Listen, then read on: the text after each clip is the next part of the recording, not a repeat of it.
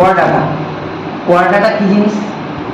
কোয়াডাটা যাদের সাধারণত জীবনের যে কোনো দশায় কি থাকবে, নোটো কোয়াডা থাকবে, তাদেরকে বলবো কোয়াডাটা। এরকম আমাদের যে আমরা যে কোয়াডাটার মধ্যে ভাগে করবো, কোয়াডাটাকে 3 ভাগে ভাগ করা হয়, ইউরো কোয়াডাটা, সেফালো কোয়াডাটা, ভার্টিব্রাটা। আমরা যে ভার্টিব্রাটার ভাগে করি, ভার্টিব্রাটার ভাগে কি দেখা যায়, এই যে জায়গাটা দেখতে পাচ্ছিস কি পাচ্ছিস না, এটা হচ্ছে স্পাইনাল কর্ড। যখন এই যে কর্ডাটা, আমরা মানুষ, এই কর্ডাটা যখন ভ্রূণ অবস্থায় ছিল, এই মানুষটা যখন ভ্রূণ অবস্থায় ছিল, এই নোটোকর্ডটা তখন কি অবস্থায়, এই স্পাইনাল কর্ডটা তখন কি ছিল, নোটোকর্ড অবস্থায় ছিল, যেটা পরবর্তীকালে নোটোকর্ডটা পরিণত হয়ে গেছে কিসে, স্পাইনাল কর্ড। কথা বুঝতে পারছিস? নোটোকর্ডের সঙ্গে সঙ্গে এর পাশে আরেকটা কর্ড আছে, তাকে বলে নার্ভ কর্ড।